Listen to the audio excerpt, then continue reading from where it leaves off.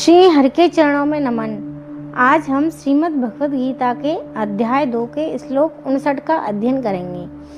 विषया निर्वर्तन्ते निराहारस्य देहिना रसवर्जं रसः अपेयस्य परम दृष्ट्वा निवर्तते।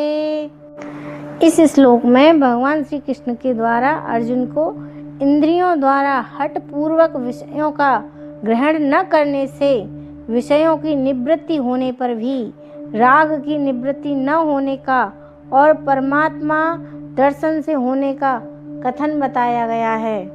भगवान कहते हैं, निराहारस्य, इंद्रियों के द्वारा विषयों को ग्रहण न करने वाले देहिन पुरुष के भी केवल विषय तो विनिर्वर्तन्ते, निवृत्त हो जाते हैं, परंतु उनमें रहने वाली रसवर्जम आसक्ति निवृत्त नहीं होती।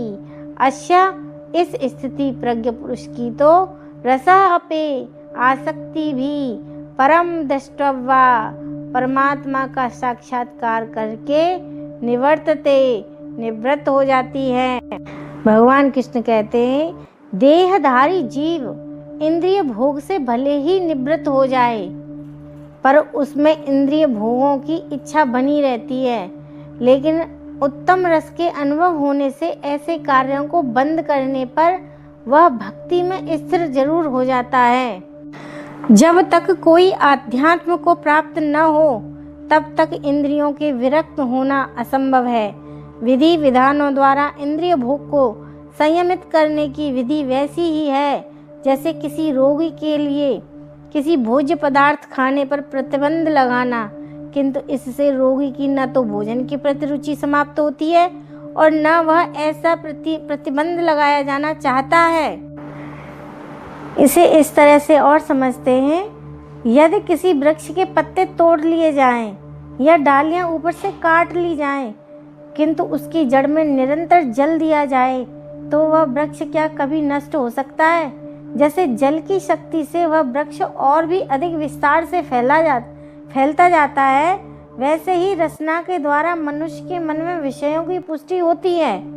दूसरी इंद्रियों के विषयों को त्यागें तो त्यागा जा सकता है, परंतु उतनी दृढ़ता से रसेंद्रियों का संयमन नहीं किया जा सकता, क्योंकि इसके बिना मनुष्य कभी जीवन धारण कर ही नहीं सकता।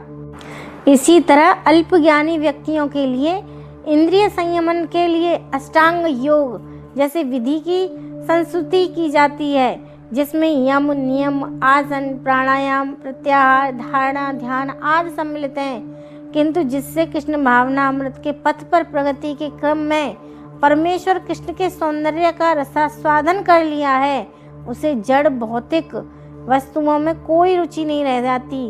अतः आध्यात्मिक जीवन में ये सारे प्रतिबंध अल्पज्ञानी नव दीक्षितों के लिए हैं। ऐसे प्रतिबंध तभी तक ठीक हैं जब तक कृष्ण भावनामृत में रुचि जागृत नहीं हो जाती, और जब वास्तव में रुचि जागृत हो जाती है तो मनुष्य में स्वतः ऐसी वस्तुओं के प्रति अरुचि उत्पन्न हो जाती है। इससे आगे का श्लोक अगली वीडियो में। तब तक के लिए हरे कृष्ण।